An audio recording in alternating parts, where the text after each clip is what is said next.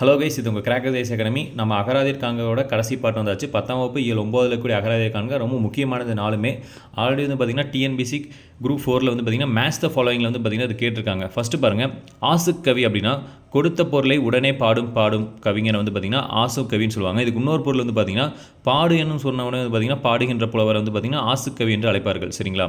அடுத்து மதுரக்கவி அப்படின்னா இனிமை பெருக பாடும் கவியை வந்து பார்த்திங்கன்னா மதுரக்கவின்னு சொல்லுவாங்க. அதுக்கு வந்து பார்த்திங்கன்னா சொற்சுவை பொருட்சுவை நிரம்பு பாடும் கவியும் வந்து பார்த்திங்கன்னா மதுரக்கவின்னு சொல்லுவாங்க. அடுத்து சித்திரக்கவி அப்படின்னா சித்திரத்தில் அமைப்பிற்கு ஏற்ப பாடும் இறைக்கவி என்பது பார்த்திங்கன்னா சித்திரக்கவின்னு சொல்லுவாங்க. இவர் வந்து பார்த்திங்கன்னா 21 நயங்களில் வந்து பார்த்திங்கன்னா கவிதை இயற்ற முடியவர்னால. சரிங்களா?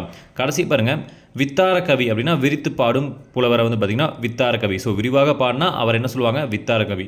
ஸோ உங்களுக்கான கேள்வி என்னென்னு பார்த்தீங்கன்னா, இந்த கேள்விக்கான விடை நீங்கள் கமெண்ட் பாக்ஸில் கொடுங்க. ஃபஸ்ட்டு கேள்வி என்ன பார்த்தீங்கன்னா, இந்த நாள்லேயே வந்து பார்த்திங்கன்னா தலை சிறந்தவர் யாருன்னு சொல்லிட்டு வந்து பார்த்திங்கன்னா குறிப்பிடுங்க. சரிங்களா? ஸோ இதே மாதிரி யூஸ்ஃபுல்லாக வீடியோ பார்க்கணும் நம்ம சேனல் மறக்காமல் சப்ஸ்கிரைப் பண்ணிடுங்க.